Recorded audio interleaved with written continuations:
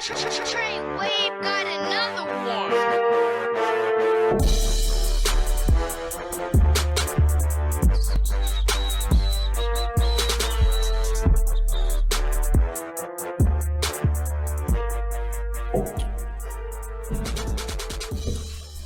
What it do, what it do, what it do. It's your boy B. Damone in the house, and we got Coach Gomez in the building as well this morning.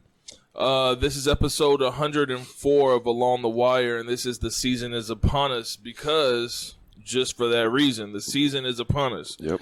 And just for that reason, we had another late night last night, making sure that we were able to come back and be able to inform you, the listener and the watcher, of what's going on in the San Antonio high school football scene. Coach Gomez was at a scrimmage and I was at a game, and then we met up for another scrimmage. Yep. So we are going to talk about all that. But first we are going to jump into what is most important, that is these kids getting these scholarship offers. And so let's start. Let's get into it. Let's do it. All right. We have got, as you can see the graphics next to us, we have got Gavin Castro from Churchill with an offer from Mary Hart Baylor. Congratulations. We got Judson linebacker Donnie Moody with an offer from Stephen F. Austin. I expect some more offers coming in for Moody, definitely. I think there's a situation overall in the season where you're going to see a lot of kids, who are able to actually have a football season get more offers.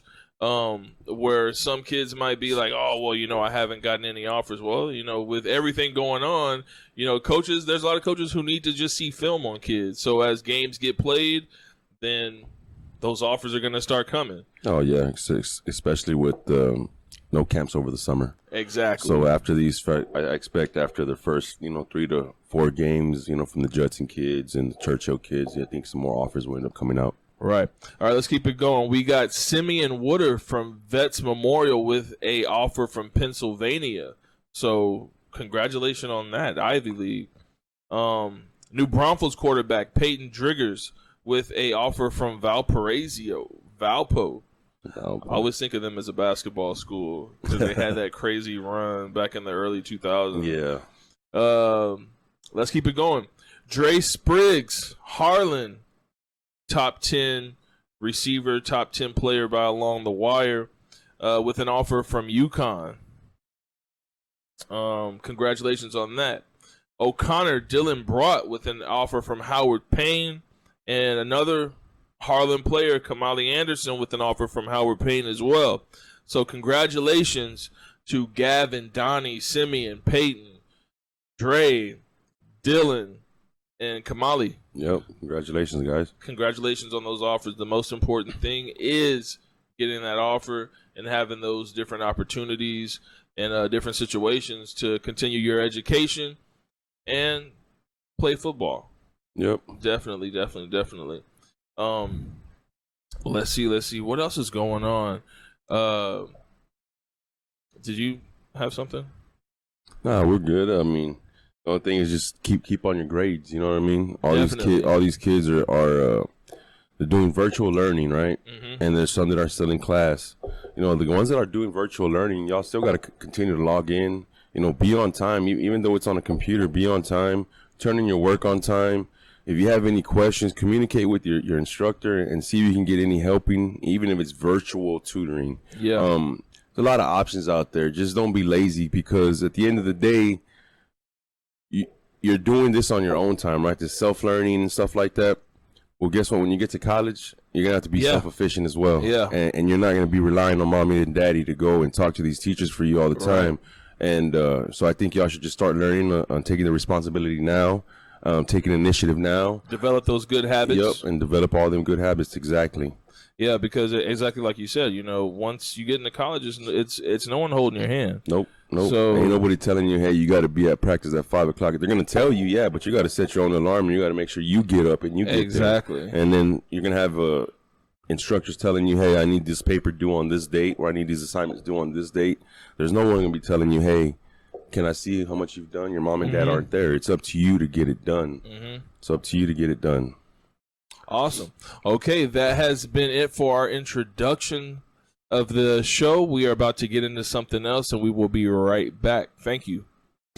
What to do? We are back, and we have gotten some highlights going, as you can see right now, as we are getting into the game that I was attending last night, which was Sweetwater coming in at 1-1 versus an undefeated Bernie Greyhounds. And, you know, there was no expectations that I had in this game. You know, I really wanted to get out and see Rashawn Galloway, the quarterback, out at Bernie. And, you know, I even had people question me about Sweetwater while I was there. And I was like, I don't know much to tell you other than they're 1-1. But come to find out, they've got a quarterback of their own in Leo Holsey.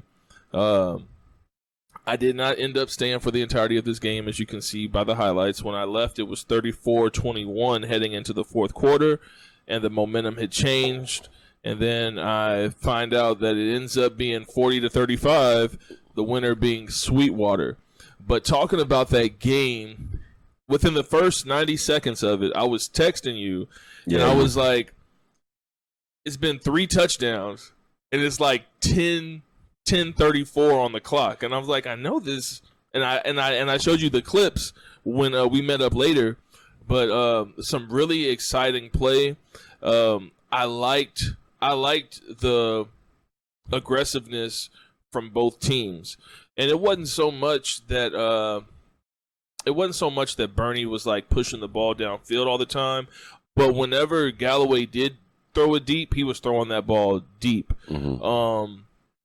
He didn't connect on a lot of the deep passes, but they had an offense that was pretty fluid. It was pretty fluid in the plays that they did call in their running game.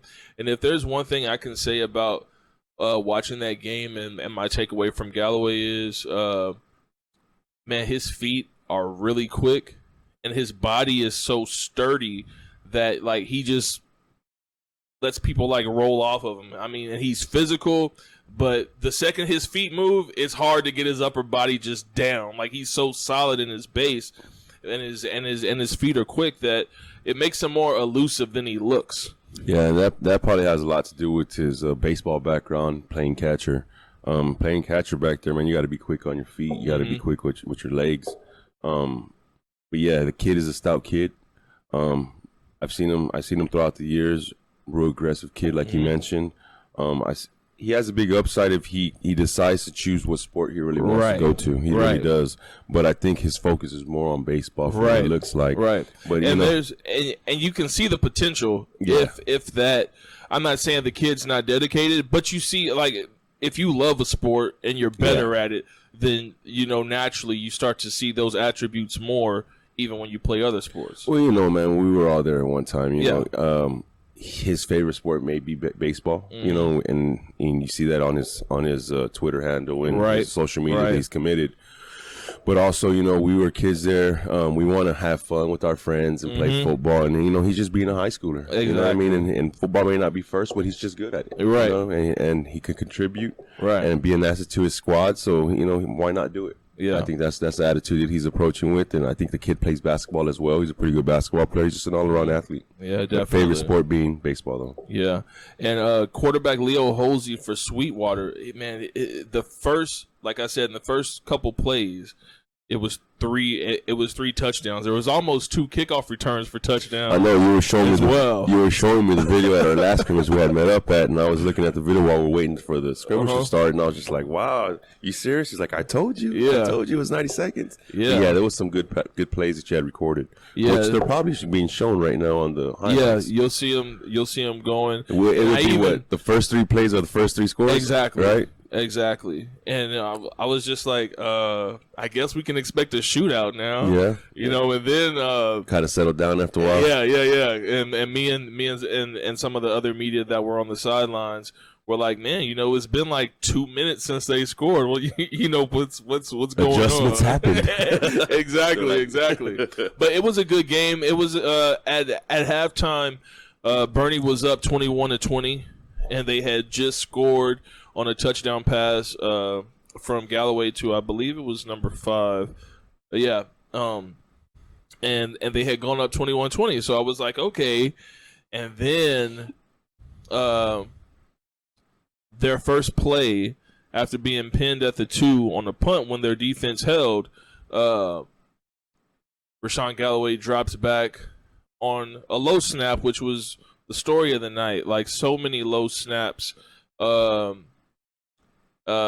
And he picked it up and was trying to hit his guy on an inside route, and the linebacker jumped the route, and boom, touchdown right there. And then the very next drive, Bernie gets stopped, and then the second play from Sweetwater was a bomb to the far right corner of the end zone, and then that's when. Would you say that was the deflator on Bernie's side and the confidence booster on Sweetwater's end at that point of the game, or it was pretty much a slugfest of the fourth quarter? You know what? I'd say that it had gone back and forth so much that even when they were up by a couple of scores, I didn't see Bernie with their heads down or anything like that. So that was good to see. Nice. Because that's what you kind of want to pick up as well. Yeah, whenever you're in a game that's back and forth, and then a team gets a little bit of a run on you. Yeah. And then it's like, okay, is that the knockout blow? But it actually wasn't, as you can tell by the final score, because they ended up scoring another 14 points. Yeah. Bernie did in the fourth quarter, and then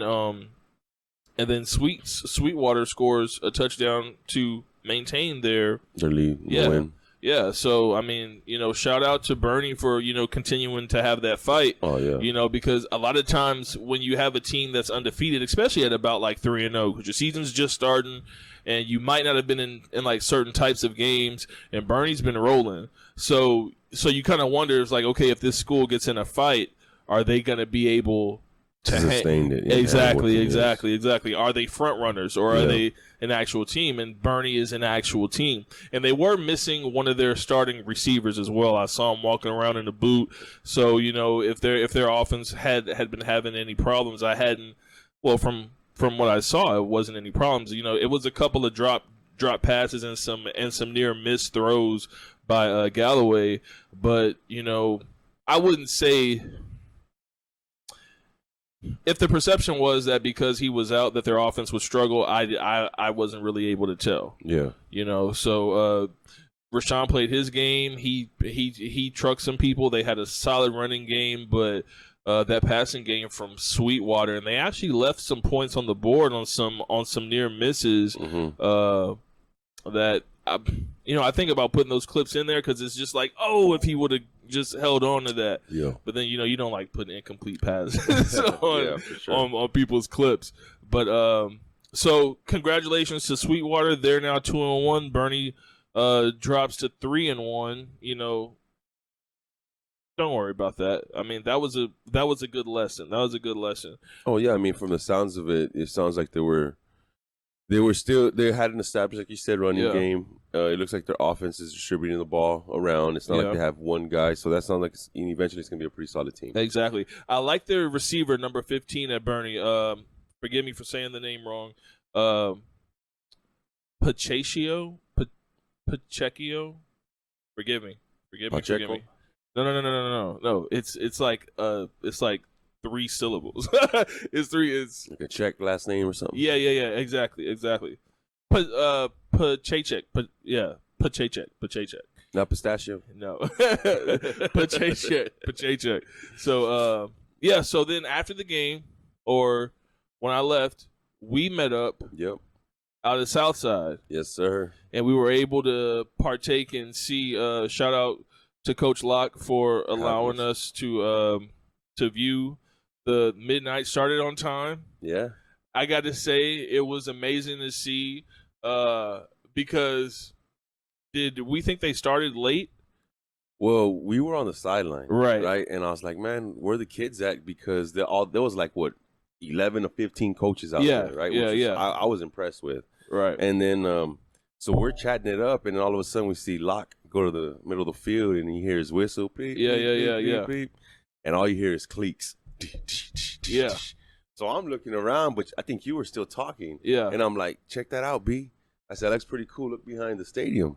And you just see their feet like ants. Like ants coming down, man. And all of a sudden they come onto the field. Everybody gets in their line. Yeah. Everything was so well organized. Shouts out to Coach Locke. Yes. It was really impressive to see the way you were running things out there. Right. Everybody was getting in line. Everybody started doing the stretch, and there was so much energy out there. They brought their own juice. Yes, dude. They brought their own contagious. juice. It was contagious. It was a beautiful sight, man. And I think once we hit up a little more, I guess, practices or scrimmages, we'll be able to see how some of these teams actually work. But just over the past few weeks, what we've seen, Coach Locke's right now my number one guy on that, man. I love the way that they came out and stretched and just the energy, bro. Yeah. They had a lot of energy out there. Brought it on their own. Yes. Like as we were talking before the game, we saw players running to the locker room in order to get there to get their pads on. So there's a definite energy out at Southside. So anybody who's going to be playing them, if they're pumped for this practice at midnight, at midnight, hey, and there was some serious talking. I mean, of course they're all friends. And fun, but out of the competitive talking, there was some talking. It was on. Good competitiveness, nothing dirty, just high energy.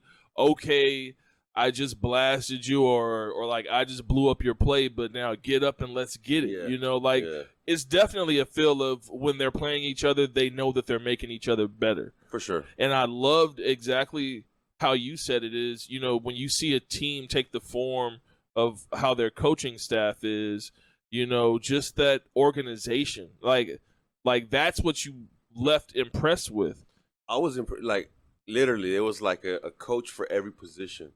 And they would get in the huddle, and you heard like 5 or 6 voices, and sometimes 10, all talking and screaming at once. And it's like, what the hell is going on? It sounds like chaos, but these kids are like, they're actually, how would I say, the receivers coach. He was hilarious. With their coaches, and There's a yelling conversation going on here, yelling conversation on. All right, after they chew you out, spit you out, and say, all right, good job, let's go. Yeah, and everybody's nobody gets mad. Everybody's on the same page. I didn't see a kid put their hand down, head up. No pouting. No pouting. They were coachable kids. Yes. They were listening to their coaches. They took the quick little, I wouldn't say ass chewing, but the way it kind of sounded, it sounded like it, but it was really just coaching. Right. Exactly. And like I said, they just pat them on the back, tell them good job, and then they also did display times that, when the kids did a good job, they'd be like, hey, man, you did a hell of a job. Yeah, exactly. And they would praise them. And, exactly. Hey, everybody go give them some love. And it was great, man. It was great. I enjoyed being out there last night. Exactly. It was good and efficient. Yes. Because they went through I think you timed it you were like, that was a 15-minute warm up, and everybody was just moving. It wasn't longer. It seemed longer. It did. It did. Got so much in. Quick. Yeah. And it was so well organized. Players knew exactly where to be, what they were doing. If like you said, a coach was coaching up, it was like real quick, and the player adjusted immediately. I didn't see any repeat offenders. No, for sure. No repeat offenders. So hey, if you're able to coach and have that player understand what to do on the very next rep, then you're already ahead of the game. Yeah. And you're winning, and that's with limited practices. Yeah. Because I always forget that. I'm like, hey, but you got to remember that these schools aren't always playing together.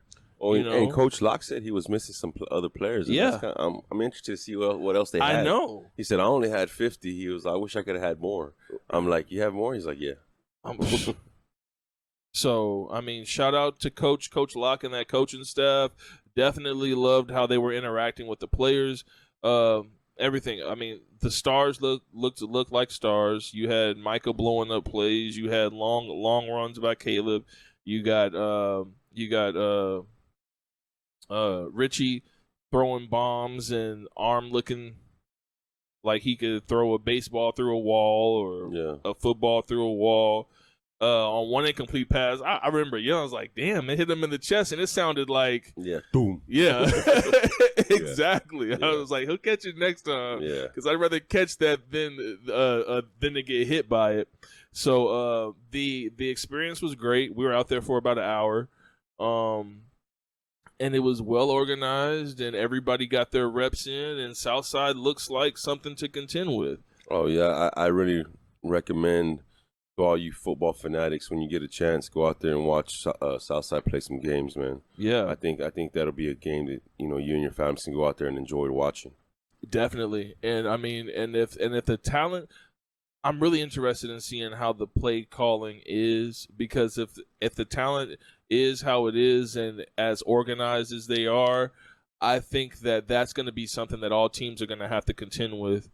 Well, let me hold off on that. Because there's just so many things that you can say positively about Southside, but the best thing is that you got to get out there to see it.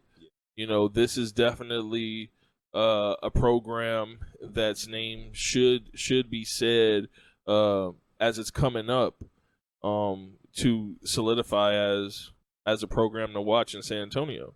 Yeah, for sure. And given the organization, and we keep saying organization because that's something that is very important. And if you don't have that, how many times do you talk about teams that, man, if this team was just disciplined? Yeah.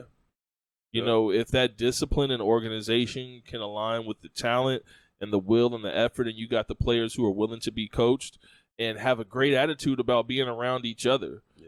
And then a lot of times, when you get kids from like different environments where their focus is football and they love it, then that passion comes through and it turns into professionalism. Yeah. Professionalism. And it's like we touched on it last week on the comfort coaching staff. Right. It's a tribute to what your staff is, man. Yeah. If you're hard on your kids and you enforce discipline and enforce to do things the right way, eventually everybody buys into it. Yeah. And especially if you're a head coach making these kids a believer, everybody buys into it, and guess what? The engine's running, bro. Yeah. You need all the pistons working. Exactly. And not to be forgotten, we do have the sports ticker going. As you can see the scores below us. We're going to be done talking about Southside right now. So shout out Coach Locke and the coaching staff. Woke up to see, and as I walked in, I got a text, the players, Cornerstone 78-0. Oh, that. What happened? 78 were they scrimmaging each other? Was that the Texas and UTEP game? Like really, like wow. Because when I saw that game, it was 16-0, and I was like, all right. I mean, I wasn't expecting to wake up and see that. I need to go and see the stats on that game. I have not seen the stats on that game yet. Or highlights. I want to see highlights. What did they win all phases of the game, or did it's got to be? Was there interception after interception or something, or a fumble, or? Yeah, I want to see, and I want to hear. So I'll be reaching out to the players and seeing exactly what happened. So if we didn't talk about it, you see the sports ticker at the bottom. Thank you for tuning in to this segment, and we will be right back. Thank you. What it do? We are back. It is Coach Gomez and B. Damone, and in this segment, we are going to be getting into the season being upon us, and with that, our predictions of teams that we believe will make the playoffs. These being predictions, just stuff to look forward to in the season, and from information that we've gathered and what we know and we feel on these different districts. The teams that we expect to make it to the top and represent their district in the playoffs is what we're about to get into. So we're going to start off with District 14-5A. Gomez, you want to get into your list? Yeah, 14-5A, I got coming in at number 4, Rio Grande. Okay. I got coming in at number 3, Southwest Legacy, led by Cesar Tovar, QB. I got San Antonio Southwest, and I got number 1, Southside. Okay. His list is wrong. Nah. So, I'm gonna get into mine real quick. Fourth, I have San Antonio Southwest Legacy. Third, I have Rio Grande City. Second, I have Southwest Dragons. And first, I have Southside Cardinals. If you've been watching the show, then you know that we've already been talking about Southside, and I think that that's going to continue to be the talk of the district. Yeah. I think that whenever any team in this district is playing Southside, you need to approach it like a playoff game. For sure. Because I think that mentality that they play with is already a playoff intensity. One of the things that I noticed about Southside is I don't mean to make this a Southside love fest. I just think that they're the cream of the crop in the district, and they're that talent meeting expectation meeting drive, and everything is going in the correct direction. Yeah. And nothing that I get from Southside is that they don't understand their purpose in playing. Am I wrong in saying that? No, man. I mean, I think the coaches have a grasp of what they're trying to do for each of their kids that have the potential to go to the next level. Right. I mean, they're about building a brand out there. They're about helping kids continue education and making the Southside better as a community in general. Yeah. So I think that man, you hit it right on the head. So this is what I wanted to say. 1 second. I do expect San Antonio Southwest to give them a run as well in that district. Yes. I mean, they came off a great season last year. A lot of returning starters. I think with this pandemic that went on, it's really a toss-up, man. I mean, you got guys that aren't really in condition yet. It's going to be a while before everybody gets going. Shit, they barely started practicing. Right. And see, and the thing about it is, even after seeing so there's going to be some couple of losses in the beginning of the district play that are going to be like, wow, like shockers, I think. And see, and that's where I'm not saying that other schools might not be where Southside is at, but man, to be that organized and look like they did, that is not super common. What it is too, think about it. I mean, some of those guys already been in the system. Yeah. So I mean, it's repetition. True. And if coach is hard on them, as like we saw and we're speaking about earlier, and you saw players talking to players too. Yeah. I think that it's something that, like I said, it's a brand they built from their freshman year all the way to their senior year, man. Yeah. So it's that organization stays there. Yeah. You know what I mean? It's like riding a bike. And yeah, and not to be outdone, I think that of course senior down at Southwest, Andre Mitchell, is going to be something that they have to deal with. Oh, I think he plays both sides of the ball real well. He's running back, plays some DB, confident kid. Plays in the slot as well. Yeah, that's what I'm saying. It's going to be a battle in that district. Yeah, I definitely want to get out to that game, to that Southwest versus Southside game, and see. I mean, we didn't even say his name, but I think I may have said it once. But Caleb looked special last night. Yeah, it had some long runs and being back 100% healthy. Yeah, he has some good catches as well. So I mean, it's just going to be Southside is the cream of the crop in that district, in my opinion, and not that everybody else is playing catch up, but that's the team that you need to bring your A game against, because regardless of who they're lining up against, you know you're going to get their best. Yeah, and that's what they just exude when you're out there in a midnight practice, like. Yeah. I mean, it was just really impressive. So once again, going over my list, I have Southside, Southwest, Rio Grande, and Legacy, and you had Southside, yeah, Southwest, Legacy, and Rio Grande. Okay, so let's move on to our next one. You want to start that one off? 28-6A? 28-6A. D1. Coming in at 4, I got Johnson. Coming in at 3, I got Brandeis. Coming in at 2, I have Madison. And number 1, I have Reagan. Wow. Yeah. Wow. Yeah. Okay. So I've got coming in at number 4, Madison. Coming in at number 3, Reagan. Coming in at number 2, Brandeis. Coming in at number 1, Johnson. Wow. Yeah. Okay. So all right. So why your winner? Why my winner? I believe, Why you're number 1? I believe everything starts with the running game, man. Uh-huh. And I think with Green out there, I think that he's gonna have a big year. Carson Green. He's a dude, man. He's put in work. Started as a freshman. Mm-hmm. You have State and Ankrum out there. You got a stout defense out there. I got a kid named Joey who I think is gonna be contributing out there as well. Yeah. Spicer. There's gonna be. It's my dark horse, man. You know what I mean? I just can't go with the big names. I think that Reagan's gonna pull it out. They got some weapons. Okay, it'll be all right. So I'm going with not the opposite, but I love the combination of Johnson and Reasoner. Mm-hmm.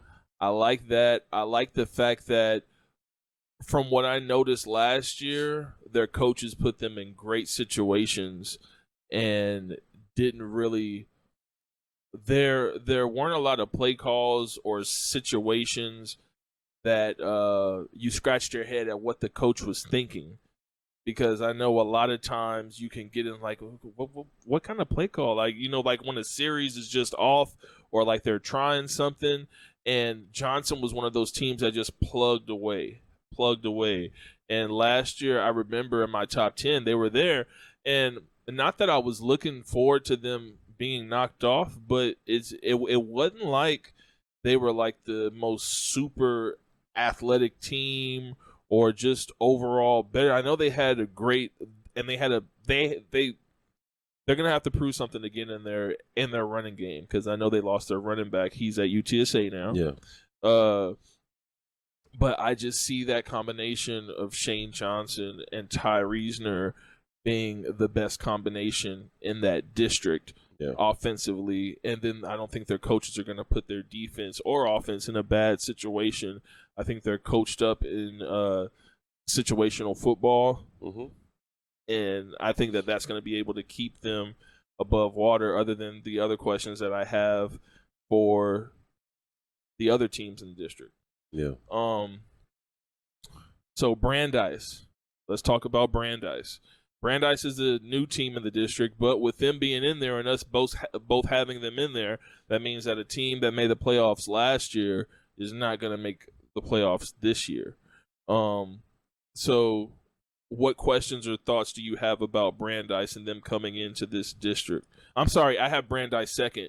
You have Brandeis third. I have him third, yeah. I think with the loss of Jordan Battles on the offensive side of the ball is going to hurt them tremendously. Mm-hmm. I think it's going to take them a while to develop that experience, to produce points. Right. But I do see the defense keeping them in games. I see the defense actually keeping them in games. I see Aiden having some big plays. I see Jalen having some big plays. It's going to be interesting, man. Yeah. It's going to be interesting. It's going to be fun to watch. Yeah, because the success they had the last couple of years, to coming back to being almost, I would say, at an even playing field as everybody else. They don't have that game breaker. You know what I mean? If they had their game breaker still, it would be a different story. And we'd probably have Brandeis finishing off at number 1. But without question, yeah. But now with the departure of Battles and he's now at Holy Cross, I think that they're gonna have to work, man. They're really gonna have to work. They're really gonna have to implement a scheme, and make adjustments on the fly as they go. Exactly. And with that being said, hey, whenever there's change, that means that there's opportunity. Mm-hmm. So regardless of whatever we might think, I mean, which is common sense, common fact, you can't lose a top player in the city and just replace them with somebody who's unproven and expect to have the same turnout. Exactly. So whoever is stepping up, and I've kept my eye on their quarterback competition. They got a freshman and a junior who are going at it for that position, and I think that that's going to be a challenge for the coaching staff. But basically, exactly what you said. That defense, I think, is going to keep them in it, and I think that they're well coached up on defense. And I want to see how Aiden attacks on offense and special teams. I think that Jordan not being there makes Aiden a bigger beast and threat on offense. I think, to be honest, Aiden's impact overall, I think, is going to be in that damn locker room. To be honest, I think a lot of guys are going to respect him. The guy's going to be a 3-year varsity starter. With the departure of Jordan Battles, they need to lean on somebody. And I think Aiden can be the guy to lead those troops out there, man, to be honest. Exactly. There's not a better example of a player with fight and skill and a reason and hunger. Yeah. Like if you can't be around him and feel motivated, then you shouldn't be playing football. Yeah. And given whatever his size might be, he's gonna smoke you if you give him the opportunity to, because he's gonna be on top of. He don't take any plays off. That's what it is. He don't take plays off, and a lot of these youngsters out there, they'll end up taking a play off. Oh, I'm not gonna get the ball, so they take a play off, or the ball may not be coming to me, so I'm not going to run my route hard. Well, that's why you're not getting the ball, because you're not running your route hard. Exactly. You take a play off, man, ain't nobody going to respect that. And this kid he brings it every day. He brings it to every camp. He brings it to every training session, every football game. Every text message. all you can do is respect that, man. You know what I mean? And I'm sure all his peers respect him as well. Right. And moving on, I have Reagan third. And really, when I think of players and names, they have the most names that I know of, and it's not a slight to them. I just have, like I said before we did this, it was tough for me to come up with something, so I kind of had to get creative, and I had to not go against myself, but just weigh out the options of what I thought. Like, do I think Reagan has a better defense than Brandeis? I can't say that. And that's how much pressure and that's how much worth I put in a great defense. Yeah. Because Brandeis had the best defense in the city last year. So, and they beat the other teams who you would think had a better defense. Yeah. So, I got to give them that. And definitely, and I had Madison fourth, but I loved how they finished off their year last year. I know that they have RJ going at quarterback now, so just the more questions that I have is that streakiness going to turn into a regularity, and how are players going to react being in their new positions? But I think they're good enough to make that playoff. Run. Yeah, I see them second, and to be honest, I was kind of going around with putting them at number one.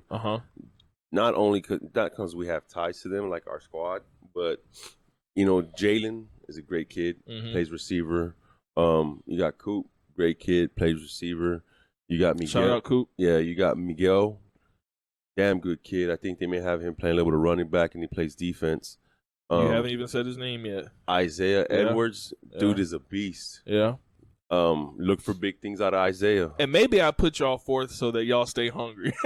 Too. Yeah. But I had them at second because my question is just getting RJ settled in. Yeah. RJ's an athlete.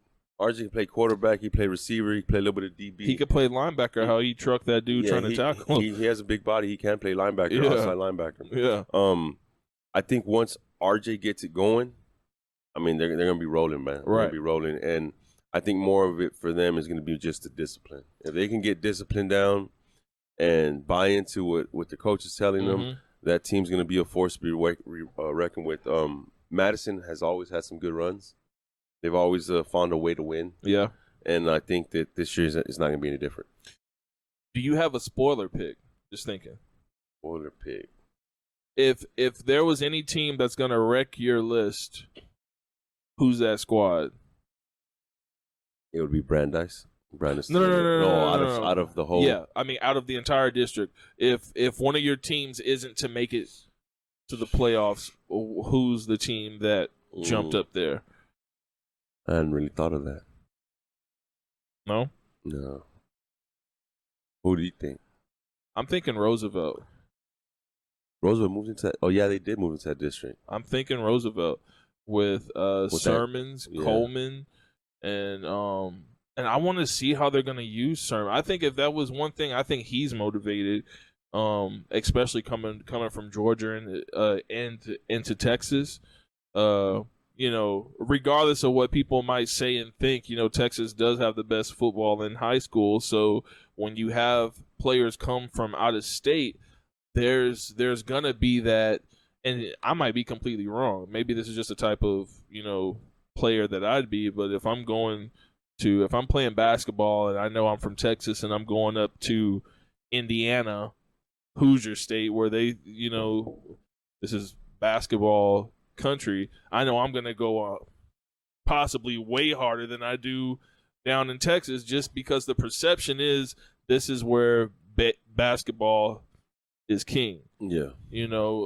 So like if football's king in Texas and you're coming from out of state, I think you have that extra chip on your shoulder of, okay, I'm here. Here to represent Georgia. Right? Exactly. So, and that's just my own thought. He hadn't said that to me, but of course, what kid doesn't want to prove themselves? And I think he definitely has that in him of wanting to prove that he is great. Yeah. He was once committed to UIW. He had offers before he even played. So did he decommit? Yeah, he did. Yeah. So he is back on the market for all the colleges. And I want to see how Coach Carroll uses him. I think that's another question that I have when it comes to Roosevelt, which I don't have them in my top 4, but I think they have the athletes to possibly knock somebody off. I think they could be the streaky Madison of last year and finish off strong and bump off a team. I just think that it takes a lot of that stuff to fall together in order for that to happen. So when you need a lot of things to happen, I can't necessarily put you in that definite. Yeah. Makes sense. Yeah. Makes sense. So if I did have a spoiler, it was going to be Roosevelt.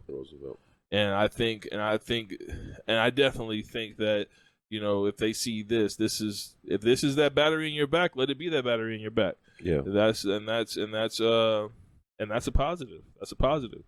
So once again, I got Johnson, Brandeis, Reagan, and Madison, and you have Madison, Reagan, Brandeis, and Johnson. For what? Yeah. For your 4. All right, so that is our predictions. We will keep doing these predictions for the season coming up. Yep. The season starts for the schools next week. There were tons of scrimmages this weekend. I think there's scrimmages next week as well. There's a couple of schools that are going to have some scrimmages. And then there's some that... Yeah, with this whole pandemic thing, man. Yeah, you just never know. And that's a conversation that we have on the sidelines, too, is I'm just happy to be out here watching football. Oh, yeah. And once again, like we always want to say, make sure everybody's, adhering to the COVID rules that the stadium has. While we were out there at Southside, I saw they already had the seats marked off. Yeah. For where people can sit in their groups.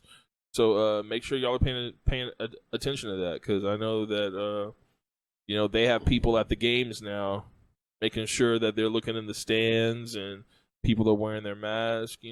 One of the scrimmage I attended last night, they're giving limited tickets now. Yeah, so like if player only can take 2 people in, so they'll give the player 2 tickets. Right. And see, and that's crazy too, because when you hear these announcements of the game sold out, I'm like, what? I was like, the game exactly. Oh man, we gotta have social distance. Right, exactly. So exactly. Because sold out doesn't mean packed anymore. No. It doesn't mean packed. But all the tickets that are available are now gone. Yeah. So that's been this segment. Make sure you stay tuned and to our next episodes. I'm not closing out the show, but we're going to continue to do these district predictions, and we've got some more of the big boys next week. So stay tuned, and we will be right back. Thank you. What it do? We are back. Coach Gomez and B. Damone, and we are closing out this episode 104. The season is upon us. Want to thank you again for watching and listening to the Along the Wire show. We appreciate everybody's interactions. Yeah, sure. We are on YouTube, so make sure that you subscribe and like and share, as this is the podcast for the San Antonio High School football player, as we strive to get players exposure and help kids get into school and get that education and get that playing time as well. Any way that we can help, make sure that you reach out to us. Most importantly, before you do that, make sure you've got your grades in order. For sure. That is the most paramount thing that will stop you in your tracks. It's not, you can have everything going on the field, but if you don't have it in the classroom, then you aren't going to be able to display what you can do on the field. Yeah, for sure. I mean, don't be that kid that says, oh, they're sleeping on me, or, hey, coach, can you help me out and see what I could do with my recruiting? Yeah. Then we ask you, let me see your transcript, and can you send me an SAT or SAT, and have you been registered with the NCAA clearinghouse? And all the questions are either no, or I don't have them, or they're working on my grades. Well, you're probably telling me they're working on your grades. They're working on your grades. Yeah, they're working on your grades because you don't want to show me your grades. But just stay on top of your grades, guys. Stay on top of your grades. I know we're young. I know we're not perfect. Everybody makes mistakes, but at the same time, that doesn't mean that, just guy made a mistake or I didn't turn an assignment, I'm not going to care anymore. No, man, go and make it up. All right. Get back on your feet and do things the right way. When you have goals, and the thing is very true in life, if things are important to you, you'll make time for it. For sure. You will. You will find it. All of a sudden it just appears, and that's what you're doing. Yeah. I mean, but it definitely happens. Want to give a shout out to Treyway for the Along the Wire song. Make sure that that you follow us on Twitter at B Damone for myself and Coach Gomez. STX 7v7. 7v7. We want to give thank you to Coach Hendricks at Bernie and to AD Leach. They sent me back emails. They called me. Coach called me himself and was like, "Hey, I want to make sure that you get in touch with the right people." And everything had already been taken care of, but I really appreciate y'all making sure that we had access and being out there. That goes a long way, especially with the times that we're in. Shout out to Coach Locke and the Southside coaches. Very hospitable. Had a good time talking to them and watching their team in that scrimmage. Once again, great energy and everything. Just up and up and up. Yeah. About Southside. Make sure if y'all need edits or photos from, if you're watching this and you're in Houston, the graphics artist for Along the Wire just got a shout out from Paul Wall. Got a plug from Paul Wall. Was actually getting a grill yesterday when I called him. Collision Magic. So if you need any work done on that front, if you want to do a top 10 list, commitment, or even a commitment video, because I know he does videos as well. Yeah, right? he does videos as commitment well. Photos, commitment videos.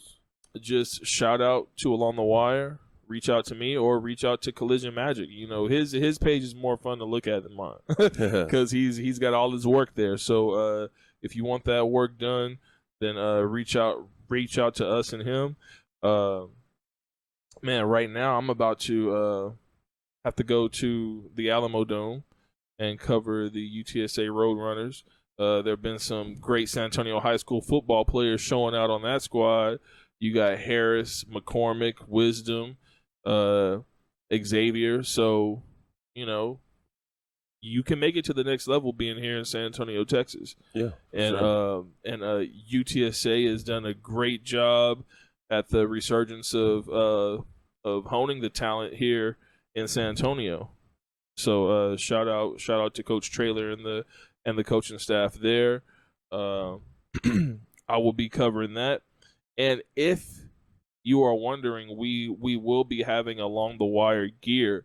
We do have these shirts.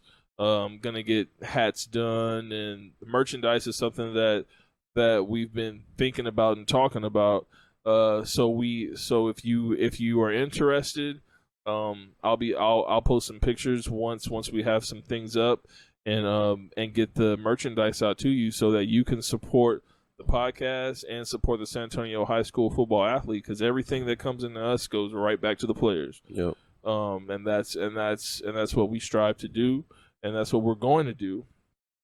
You got anything else? No, sir, man. Just get your pre-orders in. Exactly. If you want us to go to any games, just go ahead and shout out at myself or B. Yeah. Send us a DM and just say, hey, man, come check us out. Yeah, definitely. Because I mean, like, and it's not. Oh, y'all are only going to the big schools. No, We'll go to any school where we're invited. yeah, exactly. So once again, make sure you follow us on Twitter, and make sure you like and subscribe and share the YouTube channel. And also make sure you check out the channel to look at the views. These highlights that you see on the show are also going to be up on the channel. And I put up a special view of games that I have done across the state from 2018 and 2019, so you can see some players that are currently in college right now playing, and see their high school footage, and see some San Antonio high school talent that's now in college up there that I hadn't released yet up until putting it on the YouTube channel. So like, subscribe, and support your San Antonio high school football player by subscribing to the YouTube channel. Everybody be safe out there. Have a good weekend, and we appreciate you tuning in. See you next week. Hook 'em. Birds up. 210. We out.